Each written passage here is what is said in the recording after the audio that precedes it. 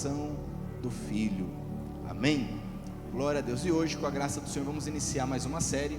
Nós terminamos a série sobre a carta de Paulo aos Efésios e hoje vamos começar a estudar esse tratado, esse sermão, essa pregação chamada de Epístola, Carta aos Hebreus. Amém? Quem encontrou, diga glória a Deus. Ah, mas vocês estão muito devagar, muito fraquinho. Quem encontrou, diga glória a Deus. Amém. Eu vou ler o versículo 1 sozinho. Te convido a ler o versículo 2 junto comigo, e assim faremos alternadamente, do 1 ao 4, amém? Diz o texto, Hebreus capítulo 1, versículo 1: Antigamente, por meio dos profetas, Deus falou muitas vezes e de muitas maneiras aos nossos antepassados. Leia bem forte comigo. Mas, nesses últimos tempos, Ele nos falou por meio do Seu Filho. Foi Ele quem Deus escolheu para possuir todas as coisas, e foi por meio dele que Deus criou o universo. O Filho brilha com o brilho da glória de Deus e é a perfeita semelhança do próprio Deus. Ele sustenta o universo com a sua palavra poderosa, e depois de ter purificado os seres humanos dos seus pecados, sentou-se no céu do lado direito de Deus, o Todo-Poderoso. Leia bem forte. Assim Deus fez com que o Filho fosse superior aos anjos e lhe deu um nome que é superior ao nome deles. Amém? Vamos orar mais uma vez. Pai, em nome de Jesus eu oro. Nós oramos gratos por tudo que o Senhor tem feito em nosso meio. Obrigado pela Tua presença que está operando aqui, cada milagre que já foi feito. Ó Pai, nós reconhecemos a Tua soberania e somos gratos pela salvação, pelos milagres, pelas libertações que estão acontecendo aqui nesta noite. Eu creio, nós cremos, repreendemos todo o mal e pedimos que a Tua palavra fale poderosamente conosco, de forma cirúrgica, poderosa, penetrando, ó Pai, juntas, medulas, o corpo, alma, espírito, renovando o que precisa ser renovado, curando o que precisa ser curado, tirando as trevas, ó Pai, com a Tua maravilhosa luz. Eu oro, nós oramos gratos a Ti, em nome de Jesus. Amém? Glória a Deus. Pode sentar por um momento. Revelação do Filho, olha que bênção. Nessa chamada Epístola aos Hebreus, que na verdade acaba não sendo bem uma carta, uma epístola, você vai perceber que ela não identifica quem escreveu, e ela não começa como as demais epístolas, com uma saudação, ou identificando os destinatários diretamente, mas ela já começa fazendo uma declaração. Nós temos aqui, do capítulo 1, do versículo 1 ao versículo 4, uma frase toda. Aqui são várias frases no português, mas no original nós vamos encontrar uma frase só, onde esse autor, ele de forma poderosa, ele traz uma revelação acerca do Senhor Jesus, de forma que ele traz 7 características do nosso Senhor Jesus, e ele revela aqui de forma muito poderosa, com palavras que só ele utiliza. Eu quero começar então esse estudo, essa análise dessa epístola que, depois do Apocalipse, é a que mais traz compreensão acerca dos profetas do Antigo Testamento, que mais cita as escrituras do Antigo Testamento. E com esse entendimento, vamos começar aqui, versículo 1, que nos diz assim, olha só, ele começa dizendo que antigamente, desde tempos muito antigos, de várias formas, várias maneiras, muitas vezes, Deus falou.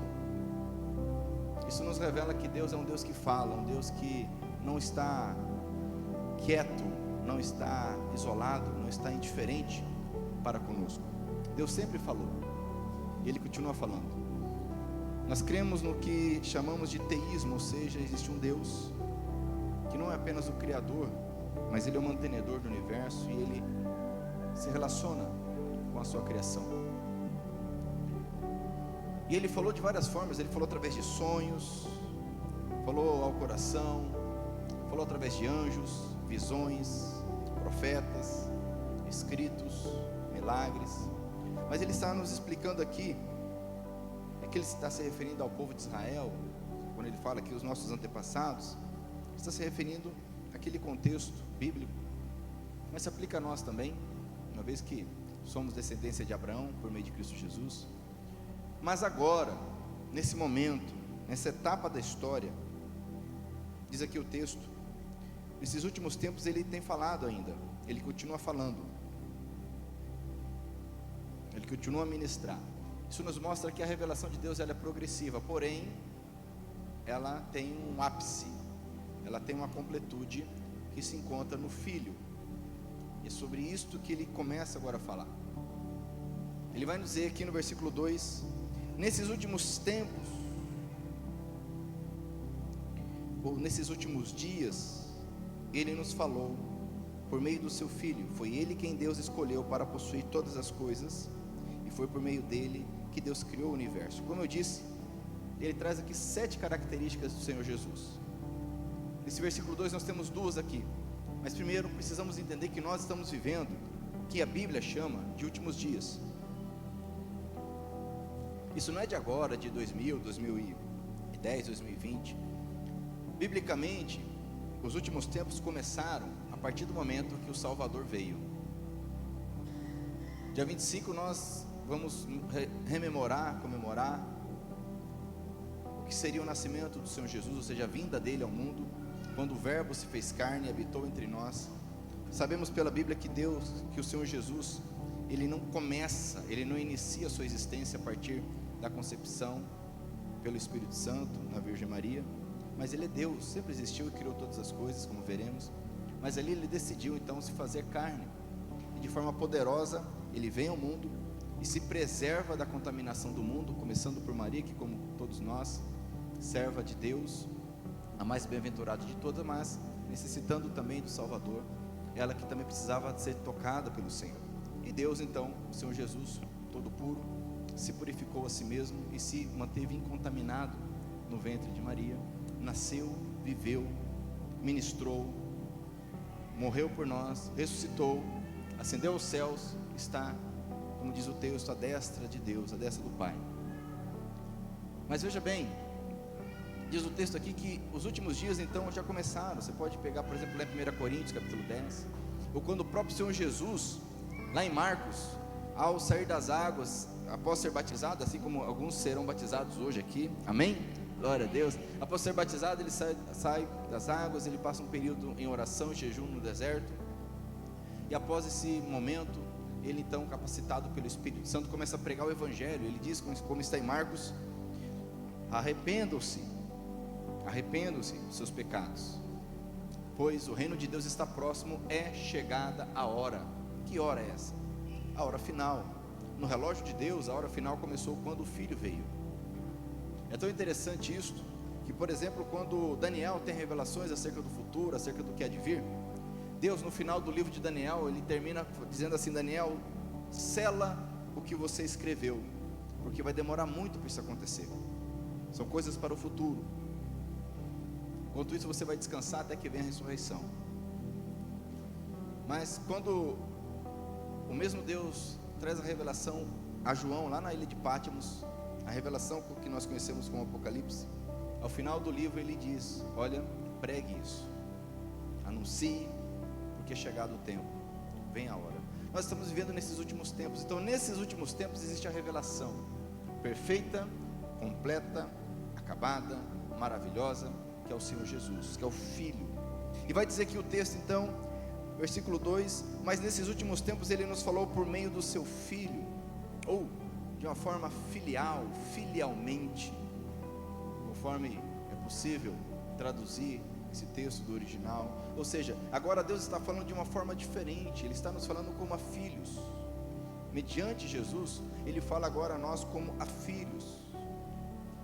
Nós recebemos a adoção de filhos mediante Jesus. Então Ele não fala agora como falou aos profetas, não fala agora como falou aos homens e mulheres de Deus, mas Ele fala agora filialmente. Ele fala por meio do Filho e como Pai. Por isso que a oração que nós temos hoje como padrão é: o Pai nosso que está nos céus, santificado seja o teu nome, venha a nós o teu reino, seja feita a tua vontade. Começa com essa identificação do corpo como sendo de um Pai, clamando a um só Pai. Nós somos filhos por meio de Cristo, irmãos, somos a igreja do Senhor. Você pode dizer amém? Glória a Deus. E dessa forma Ele fala e ministra. Diz o texto aqui que então, primeira característica, foi Ele quem Deus escolheu para possuir todas as coisas, ou conforme diz o texto no literal, Deus o constituiu herdeiro de tudo. Então a primeira característica do Senhor Jesus, Ele é herdeiro, Ele é dono de tudo, todo o universo. Amém? Ele, com a autoridade que Ele já possuía, Ele esvazia-se, conforme está em Filipenses capítulo 2, vem até nós, serve, entrega a sua vida de forma perfeita, e recebe novamente toda a autoridade e o nome sobre todo nome, de tal forma que Ele diz aos discípulos: agora me foi dado todo o poder nos céus e na terra, então vocês vão pregar o evangelho a todas as nações. Então Jesus agora, como herdeiro, possuidor, por direito de tudo que existe. E sabe o que é maravilhoso? Abra sua Bíblia comigo em João capítulo 1, versículo 12. João capítulo 1, versículo 12.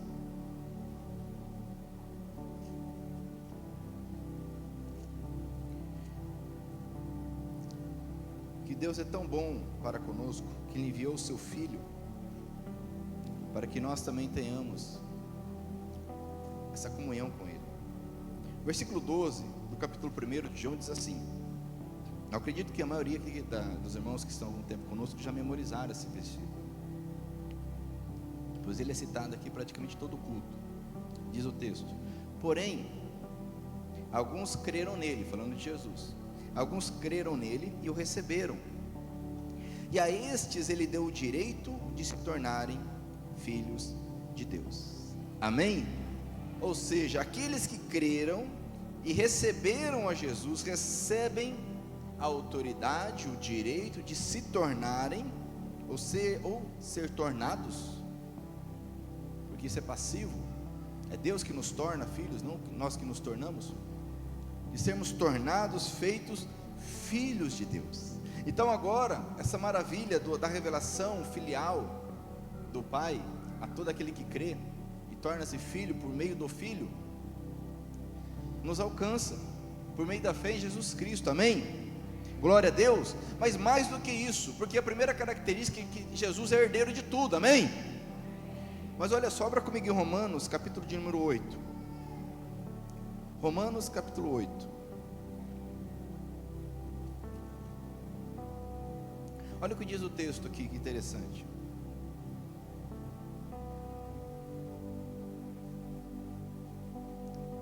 Versículo 14 do capítulo 8 de Romanos: pois aqueles que são guiados pelo Espírito de Deus são filhos de Deus, porque o Espírito que vocês receberam de Deus não torna vocês escravos, e não faz com que tenham medo. Pelo contrário, o Espírito torna vocês filhos de Deus, e pelo poder do Espírito dizemos com fervor a Deus: Pai, meu Pai. O Espírito de Deus se une com o nosso espírito para afirmar que somos filhos de Deus. Nós somos seus filhos, olha só, e por isso receberemos as bênçãos que Ele guarda para o seu povo, e também receberemos com Cristo aquilo que Deus tem guardado para quem? Para quem? Vocês estão com a Bíblia aí aberta? Vamos lá então, que olha só, vou ler de novo 17. Nós somos seus filhos, e por isso receberemos as bênçãos que Ele guarda para o seu povo, e também receberemos, olha só, com Cristo aquilo que Deus tem guardado para quem? Para Ele. Então, com Cristo, amados, nós recebemos não aquilo que nós merecemos, mas aquilo que Cristo recebe do Pai. Porque, olha só, se tomamos parte nos sofrimentos de Cristo, também tomaremos parte na sua glória. Em outras palavras, nós nos tornamos co-herdeiros com Cristo. Então Cristo é o herdeiro, é o dono de tudo. E no versículo 2, ainda voltando para Hebreus, vai dizer ainda: e foi por meio dele que Deus criou todo o universo. Vemos aqui então Jesus como o criador de tudo. Então, meu irmão, que em nome de Jesus, cada um de nós aqui entenda que Jesus não foi simplesmente um homem superior, não é simplesmente um grande mestre, professor, um grande homem de Deus que fez milagres, mas a Bíblia nos diz, e se tem E se nós hoje sabemos da existência de Cristo, é porque a Bíblia nos ensina. A Bíblia deixou isso registrado. E a Bíblia vai falar do Filho, que Ele é o Criador de tudo que existe. Quando você lê o Gênesis, fala que Deus criou no primeiro dia, no segundo dia, no terceiro dia. Cristo está ali criando todas as coisas. Olha que interessante, abra comigo a sua Bíblia em João, capítulo de número 1 novamente.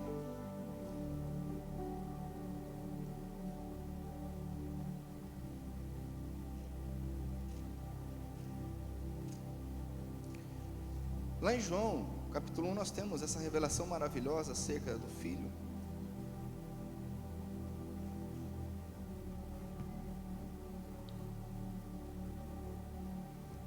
Capítulo 1 de João, versículo 1 diz: no começo, aquele que é a palavra já existia. Ele estava com Deus e era Deus. Desde o princípio, a palavra estava com Deus. Por meio da palavra, olha só, Deus fez todas as coisas, e nada do que existe foi feito sem ela. A palavra, versículo 4 diz, era a fonte da vida, e essa vida trouxe a luz para todas as pessoas. Aleluia! Se hoje nós temos o hábito, o costume de iluminar as ruas, iluminar os prédios no período do Natal, é porque nós trazemos a memória que a luz do mundo veio, que a luz veio ao mundo, e a luz é Jesus. Essa luz que lá no princípio, quando Deus diz, haja luz, a luz já estava operando, porque a luz lança fora as trevas. E o versículo 14 vai dizer o seguinte, do mesmo capítulo 1, a palavra se tornou um ser humano, e morou entre nós, cheia de amor e de verdade, e nós vimos a revelação da sua glória, ou diz aqui, da sua natureza divina, natureza que ele recebeu como filho único do Pai. Amém? E essa posição de herdeiro, essa posição de filho, criador de tudo, característica do Senhor Jesus, nos fala do seu poder, da sua capacidade. Na verdade, a posição de herdeiro de todas as coisas é um cumprimento do que está lá no Salmo de número 2. O Salmo de número 2 ele é citado pelo menos 3 vezes. Lá em Atos ele é citado, aqui em Hebreus ele é citado 2 vezes. Se você puder abrir comigo o Salmo de número 2, que é uma profecia acerca do rei que viria, e se cumpre em Cristo Jesus.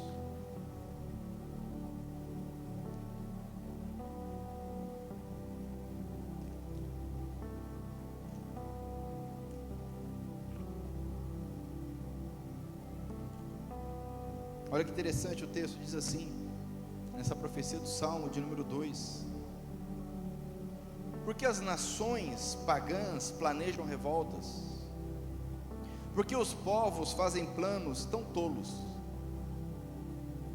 os seus reis se preparam e os seus governantes fazem planos contra Deus, o Senhor, e o rei que ele escolheu. Esses rebeldes dizem, vamos nos livrar do domínio deles, acabemos com o poder que eles têm sobre nós. Esse é o quadro do mundo, amados. As pessoas se voltando contra Deus, de forma escancarada, contra a palavra do Senhor, contra os valores cristãos, contra a palavra revelada. Não é contra a religião, é contra o próprio Deus. Mas olha só que interessante, versículo 4, do seu trono lá no céu, o Senhor ri e zomba deles. Olha que interessante. Então, muito irado, ele os ameaça e os assusta com o seu furor. Ele diz, olha o que Deus diz: já coloquei meu rei no trono, lá em Sião, meu monte santo. E o rei diz, anunciarei o que o Senhor afirmou. Olha o que o Senhor afirmou a esse rei, que é Jesus, se referindo a Jesus: o Senhor me disse, você é meu filho, hoje eu me tornei seu pai. Peça e eu lhe darei todas as nações, o mundo inteiro será seu. Ou seja, se tornará herdeiro de todas as coisas. Com uma barra de ferro você as quebrará e as fará em pedaços como se fossem potes de barro. Agora escute, ó reis, preste atenção, autoridades, adore o Senhor com temor, tremam e se ajoelhem diante dele, senão ele ficará irado logo e vocês morrerão. Felizes são aqueles que buscam a proteção de Deus. E aqui nessa tradução ela procura não ser tão literal, mas literalmente no versículo 12 está escrito: beijem o filho. Ou seja, aqui diz para se ajoelhar, mas literalmente diz: beijem o filho, para que ele não fique irado, se referindo a alguém que viria e receberia o título de filho, porque filho é um título, entenda isso. Muitas pessoas têm dificuldade em entender que Jesus é Deus, porque falam: não, mas ele é filho. E na nossa mente ocidental, 2025, bom, se ele é filho, ele tem um pai, então o pai gerou esse filho, ele criou esse filho, e naturalmente ele tem uma mãe. E Deus, ele é eterno, Deus não tem início. Mas o título de filho na Bíblia, ele é um termo que tem a ver com, presta atenção nisso, isso é muito importante, amados. Você não vai bater alguém domingo de manhã lá na tua casa, com revistinha, vai falar assim: não, olha, ele é filho, não é Deus não. Alguns já sabem de que eu estou falando. Não, ele não é filho não. Filho na Bíblia é um título que se refere à identidade, caráter, comportamento, destino e mesmo a pertencimento. Vou dar alguns exemplos bíblicos. A Bíblia chama, por exemplo, os filhos da ira.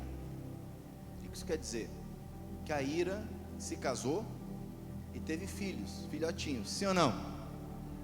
A Bíblia fala dos filhos do diabo. Quer dizer que o diabo então tem seus diabetes, né? A Bíblia fala dos filhos da desobediência.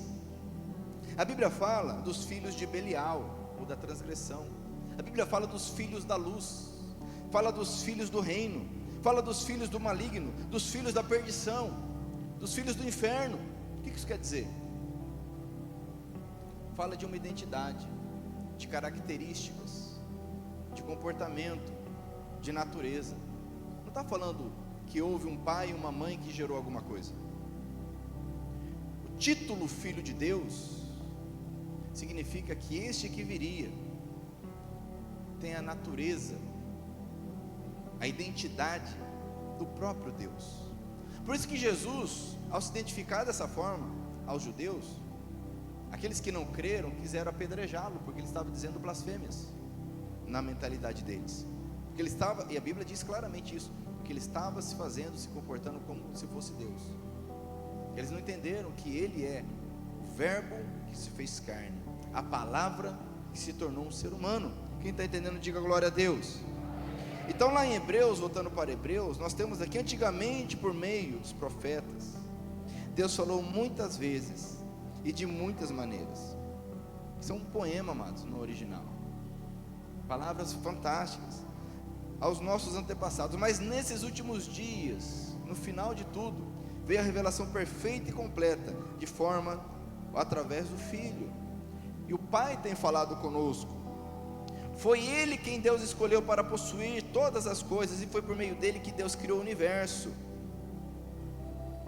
Mas continuando no versículo 3, ele vai falar ainda mais do Filho. Ele vai falar: o Filho brilha com o brilho da glória de Deus, e é a perfeita semelhança do próprio Deus, e ele sustenta o universo com a sua palavra poderosa.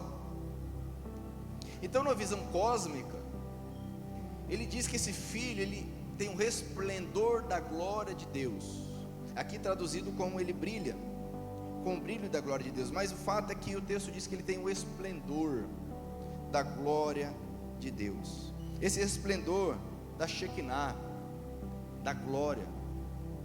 E o termo utilizado aqui no grego, que aparece uma única vez em todo o texto, e Hebreus é interessante porque ninguém sabe quem escreveu Hebreus.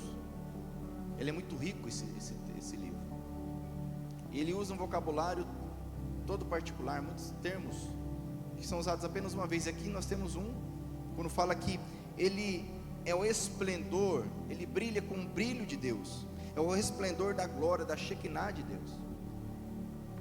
Agora entenda isso. E o termo significa que ele radia, não como a lua reflete a luz do sol, porque a lua reflete a luz do sol, sim ou não? Mas a lua não é o sol, sim ou não? Vocês estão quietos hoje? Mas ele irradia como a própria fonte da glória. Mas o que é a glória de Deus? Kavod, lá no Antigo Testamento, e depois se tornou esse termo técnico, Shekinah. O que é essa glória? Essa glória é a manifestação visível da presença de Deus, que ela vai aparecer quando Moisés consagra o tabernáculo, e a glória de Deus se manifesta, e começa a acompanhar aquele povo, e novamente quando Salomão constrói o templo, novamente a glória de Deus se manifesta ali. Mas veja bem, abra sua Bíblia comigo lá no profeta Ezequiel. Olha que interessante isso aqui. Lá no profeta Ezequiel, no capítulo de número 10, ele tem várias visões difíceis de entender, visões estranhas para nós. Ele tem a visão do trono de Deus, ele tem visões que depois serão vistas por João lá no Apocalipse.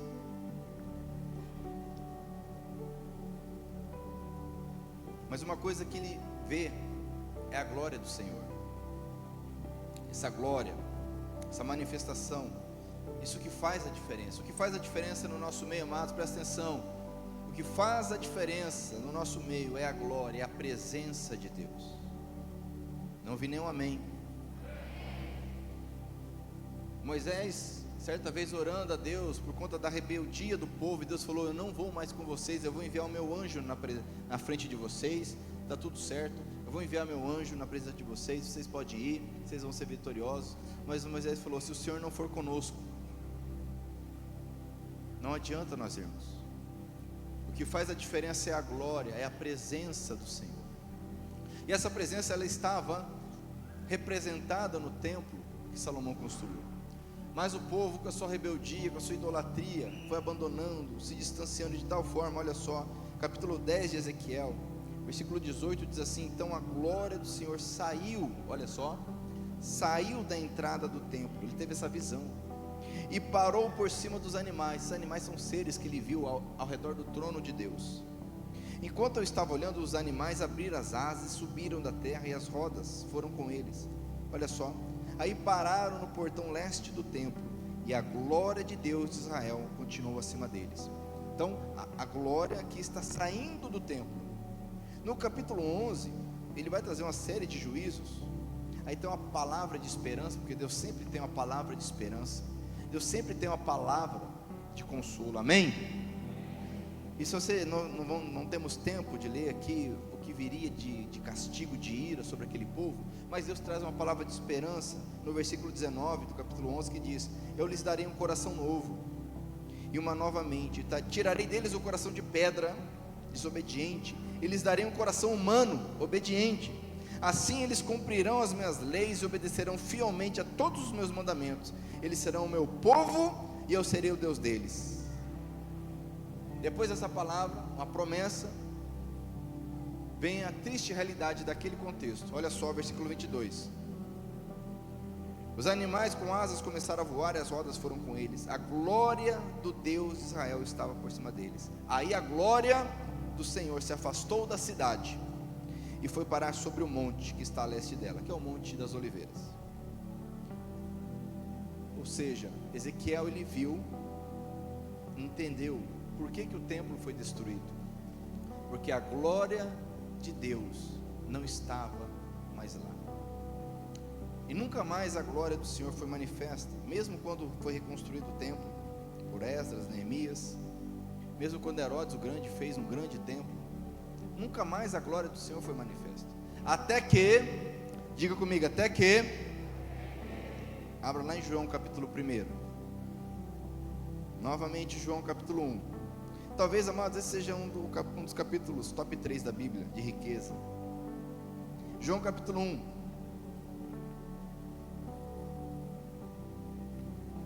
Falando acerca da palavra, do verbo, do Logos, que se fez carne e habitou entre nós, que se tornou um ser humano. Vai dizer aqui no versículo 14: a palavra se tornou um ser humano e morou entre nós, cheia de amor e de verdade. e nós vimos a manifestação, a revelação da sua natureza divina, ou da glória de Deus. No original diz, algumas versões, talvez seja alguma diferente, aí vai dizer da glória de Deus. Glória, natureza que ele recebeu como Filho único do Pai. Então aquela glória que sai do templo lá, conforme Ezequiel percebeu e viu, agora ela aparece séculos depois, através do verbo que se torna, não mais através de um templo, mas através do verbo que se faz carne. Por isso que Hebreus vai dizer que o Filho, ele é o resplendor da glória de Deus, ele brilha com o brilho da glória de Deus, amém? Então aquela glória agora está no coração, aquela presença agora está no interior de todo aquele que crê, todo aquele que entregou a sua vida ao Senhor Jesus, como autor e salvador da sua vida. Nenhum glória a Deus. Você entende do que nós estamos falando aqui, meu irmão? Nós estamos falando da revelação do Filho. O Filho não é aquele italiano que o pessoal pinta nos quadros, sabe, loirinho, olho claro. O Filho não é aquela imagem. O Filho é a revelação completa e perfeita do Pai, aquele que criou todas as coisas. Primeira característica aqui, herdou todas as coisas. Aquele que brilha, terceira característica, ele tem um esplendor da glória de Deus. Ele brilha com o brilho da glória de Deus. E vai dizer aqui agora a quarta característica no versículo 3: ele é a perfeita semelhança do próprio Deus. Aleluia! Ou ele é a expressão exata do seu ser, da sua essência, que é o termo muito mais enfático. Caráter é o termo aqui de onde vem característica no português, muito mais enfático do que, por exemplo, Paulo usa quando diz que o Filho é a imagem do Deus Todo-Poderoso. Mas ele é a própria imagem, é a própria manifestação, ele é a perfeita semelhança do próprio Deus, ele é a expressão exata. Diga comigo, expressão exata. Ou seja, o que Deus é, essencialmente, é tornado manifesto em Cristo. Ver Cristo é ver o Pai. Por isso que Jesus disse a Felipe falou: Senhor, mostra-nos o Pai. Ele falou: Felipe, quem me vê, vê o Pai. Jesus não é mais um, ele é aquele que criou tudo. Ele é glória de Deus, ele é a perfeita semelhança de Deus. Abra comigo a sua Bíblia, se você pode fazê-lo. Eu gostaria que você lesse comigo, vamos lá. Colossenses, capítulo de número 1.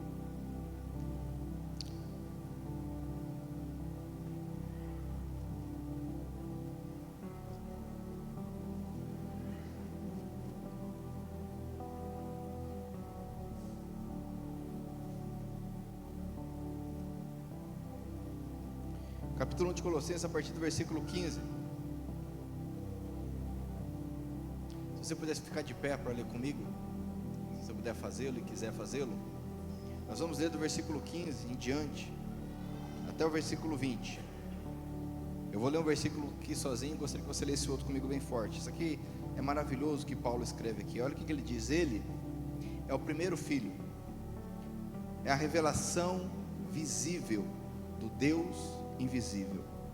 Ele é superior a todas as coisas criadas. Leia o 16, vamos lá?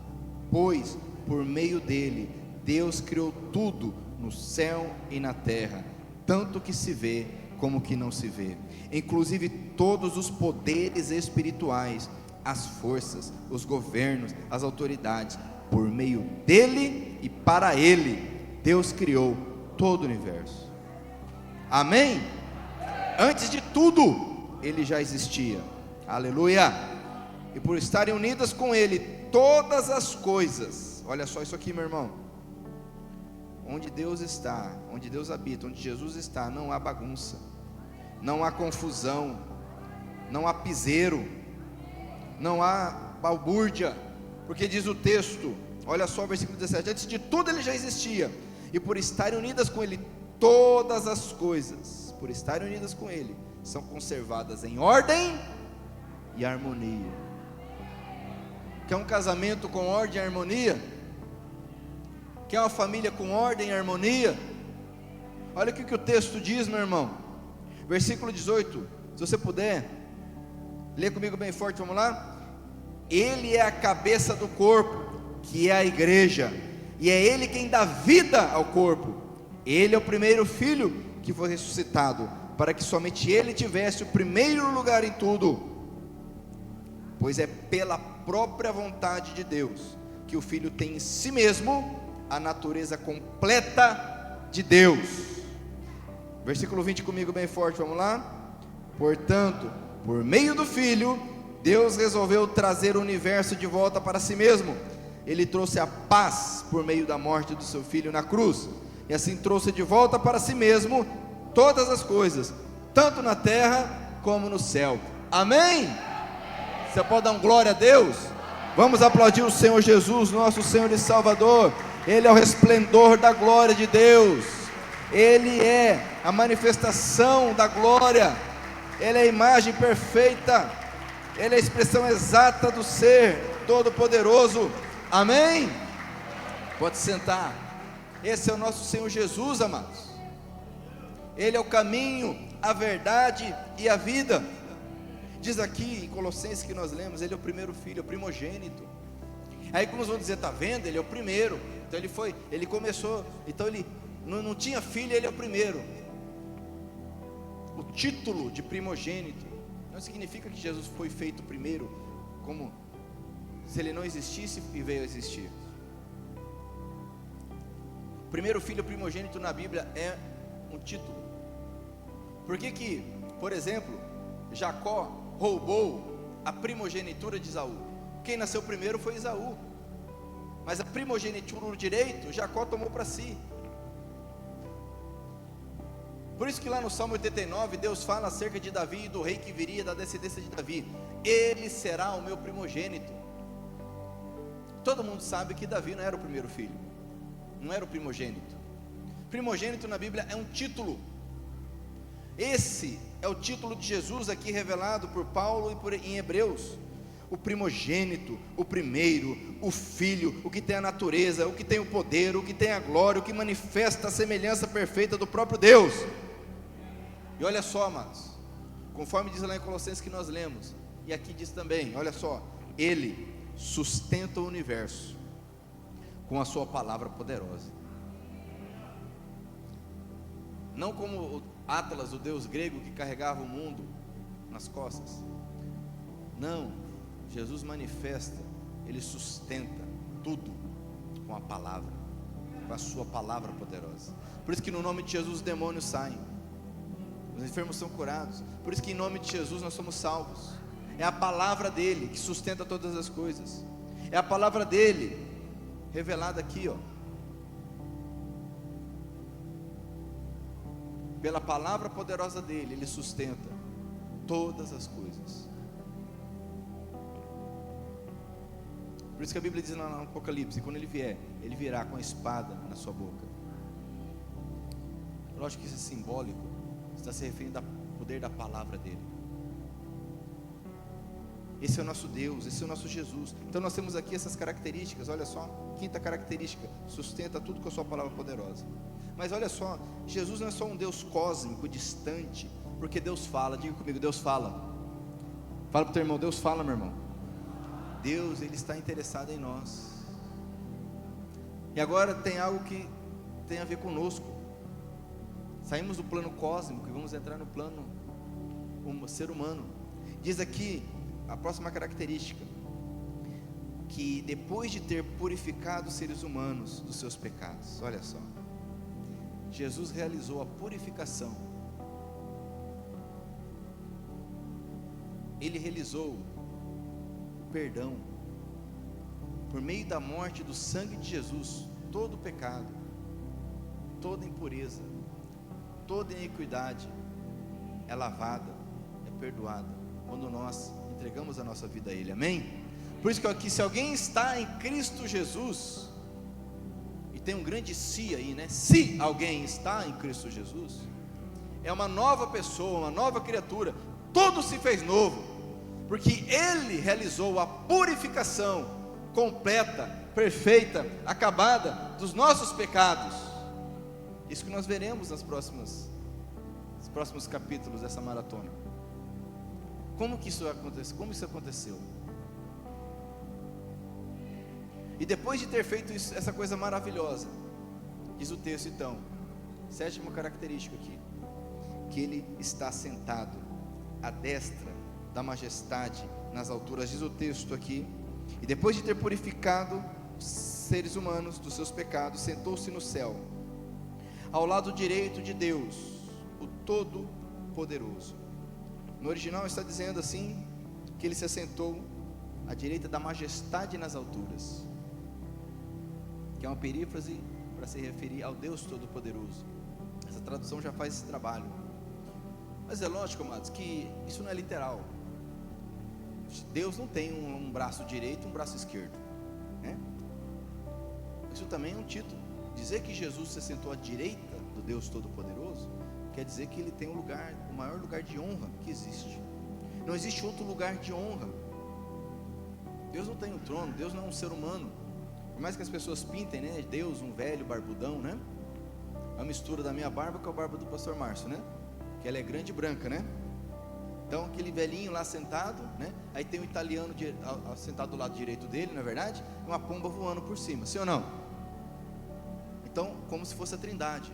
Ou seja, pintam o Deus Todo-Poderoso como um ser humano.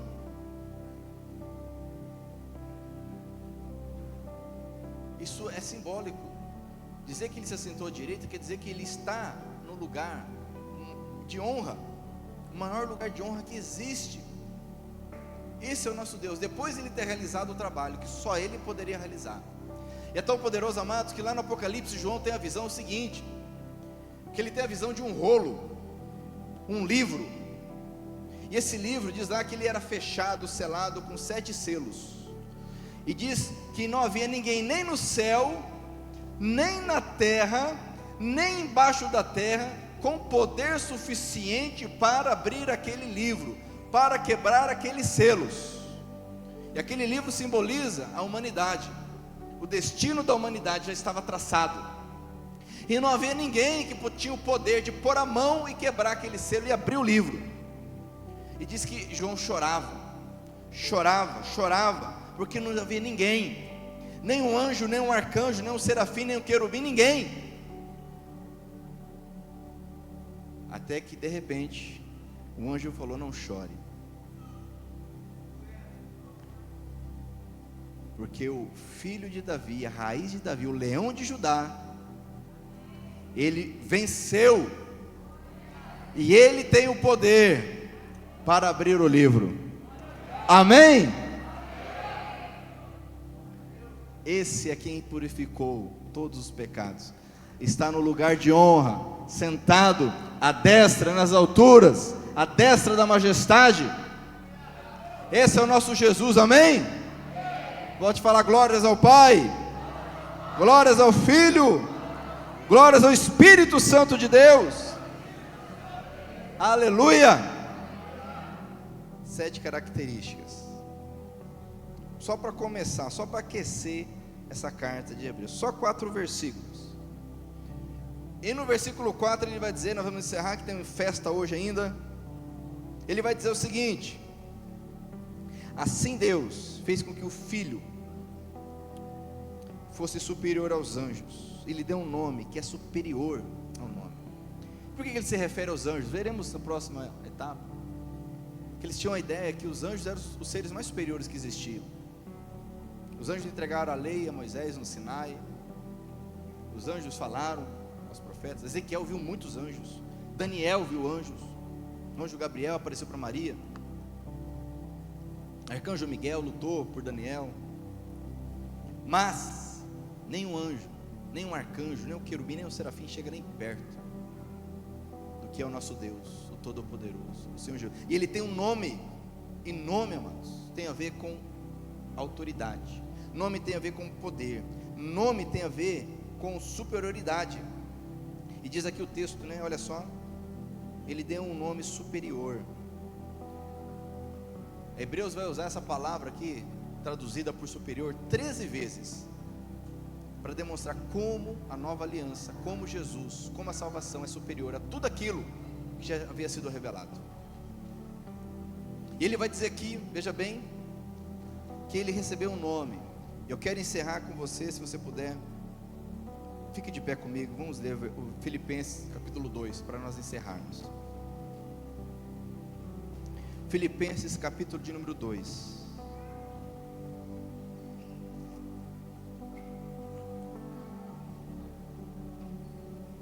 Aleluia, glória a Deus.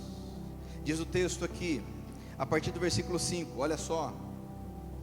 Tenham entre vocês o mesmo modo de pensar que Cristo Jesus tinha. Olha só, lê o versículo 6 comigo, vamos lá? Ele tinha a natureza de Deus, mas não tentou ficar igual a Deus. Pelo contrário, diz o versículo 7, ele se esvaziou, diz aqui, ele abriu mão de tudo que era seu, e tomou a natureza de servo, de escravo, tornando-se assim igual aos seres humanos, igual a mim e a você, e vivendo a vida comum de um ser humano. Olha só, versículo 8, ele foi humilde e obedeceu a Deus até a morte, morte de cruz. Leia o 9 bem forte. Por isso Deus deu a Jesus a mais alta honra, e pôs nele o nome que é o mais importante de todos os nomes, aleluia, para que em homenagem ao nome de Jesus, todas as criaturas no céu, na terra, no mundo dos mortos, caiam de joelhos e declarem abertamente que Jesus Cristo é o Senhor, para a glória de Deus o Pai, aleluia, glória a Deus. Aplauda o Senhor Jesus, aleluia. Jesus Cristo é o Senhor, para a glória de Deus o Pai. E a palavra que eu tenho para você nessa noite, meu irmão, minha irmã, é: entregue a sua vida ao Senhor Jesus. Lá em Romanos capítulo 10 diz: se você crer no seu coração que Deus ressuscitou Jesus dentre os mortos, se você declarar com a sua boca que Ele é o teu Senhor, você será salvo. É simples. E eu quero orar contigo nessa noite, enquanto o pessoal do louvor vai ministrar algo aqui. Se você quiser entregar a sua vida ao Senhor Jesus, esse é o momento, esta é a hora. Se você quiser declarar que Ele é o teu Senhor, feche os teus olhos agora, todos, vamos orar.